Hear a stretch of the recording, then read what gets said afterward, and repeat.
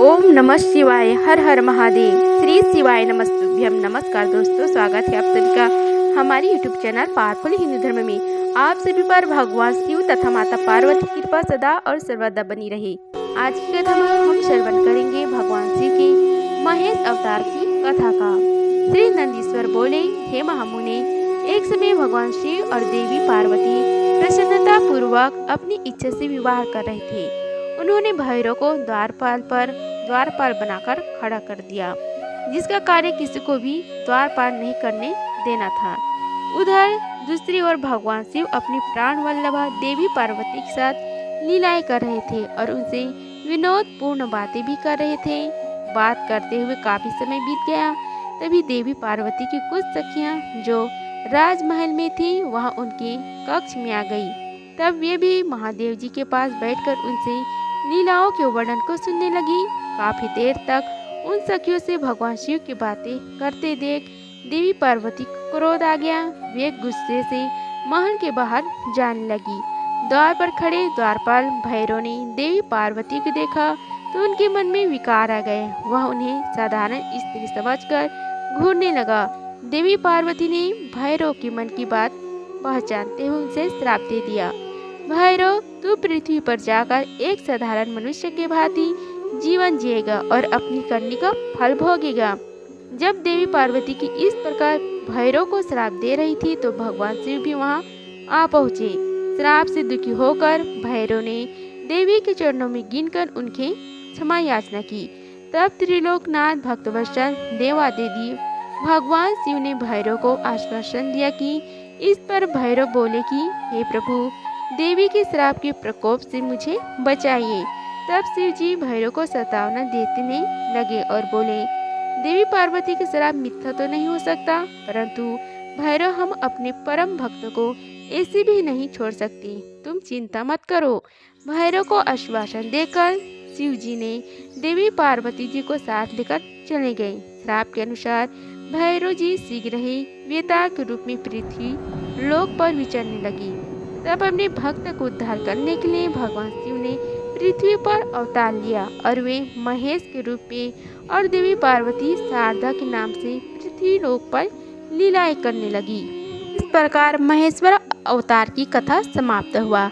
आइए अब श्रवण कीजिए भगवान शिव के वृषभ अवतार की कथा का। नंदीश्वर बोले कि हे ब्रह्मपुत्र सनत कुमार जी, एक बार देवता और दैत्यों ने मिलकर ब्रह्मण्य रत्नों और खजानों को हासिल करने के लिए समुद्र मंथन करने का निश्चय किया, परंतु वह मंथन किस प्रकार किया जाए यह सब सोच रहे थे।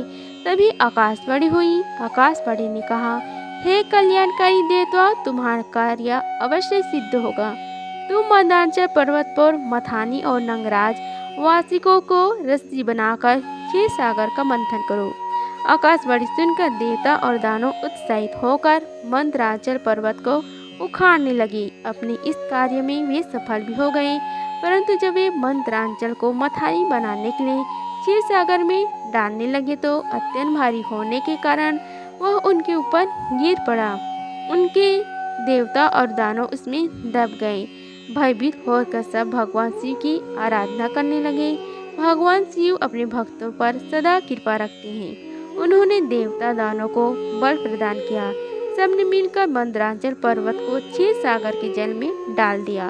फिर नागराज वासिक को रस्सी बनाकर समुद्र मंथन करना आरंभ किया। समुद्र मंथन के फल स्वरूप धन्वंतरी वैद्य, चंद्रमा, परिजात, कल्पवृक्ष, उच्च श्रवा, घोड़ा, ऐरावत, हाथी, मदिरा, हरिकधनुष, शंख, कामधेनु, कौस्तुभमणि, अमृत तथा कालकूट विष आदि वस्तुएं निकली। साथ ही परम सुंदर मनोहर रूप एवं धन वैभव की स्वामिनी देवी लक्ष्मी भी निकली। भगवान श्री हरि विष्णु ने देवी लक्ष्मी, शंख, कौस्तुभमणि तथा गदों को ग्रहण किया। सूर्यदेव ने उच्च श्रवा नामक घोड़े को लिया। इंद्रदेव ने परिजात, कल्पवृक्ष और ऐरावत हाथी से देवलोक की शोभा बढ़ गई। त्रिलोकनाथ भक्तवत्सल भगवान शिव ने देवताओं और असुरों सहित पूरे संसार की रक्षा हेतु मंदिर से निकला कालकूट विष पिया और नीलकंठ नाम से प्रसिद्ध हुए। उन्होंने चंद्रमा की रक्षा हेतु उसे अपने सिर पर धारण किया असुरों ने रमण करने वाले मंदिरों को लिया तो मनुष्य ने धन्वंतरी वैद्य को ग्रहण किया। मुनिजनों ने कामधेनु को ग्रहण किया। तत्पश्चात सबसे अंत में निकले अमृत कलश को देखकर सब उसे लेने के लिए झपटे। देवता और असुर दोनों ही अमृत पीना चाहते थे। असुर ने देवताओं से अमृत छीन लिया। दुखी देवता भगवान शिव की शरण में गए।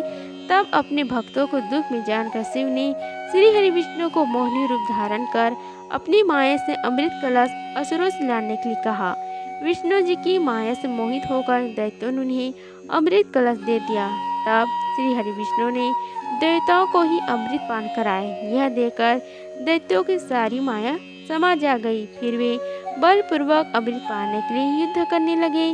घोर युद्ध हुआ। भगवान शिव और विष्णु जी कृपा से देवता विजयी हुए और असुरों को विष्णु जी ने पाताल लोक जाने का आदेश दिया। वे स्वयं असुर को पाताल ले गए, परंतु दैत्यों ने अपनी चालाकी और माया से उन्हें वही बंदी बना लिया और स्वयं उपद्रव करने लगे। जब देवताओं को असुरों ने प्रताड़ित करना आरंभ कर दिया, तब वे परेशान होकर ब्रह्मा जी के पास पहुँचे और उन्हें अपनी व्यथा कथा सुनाई।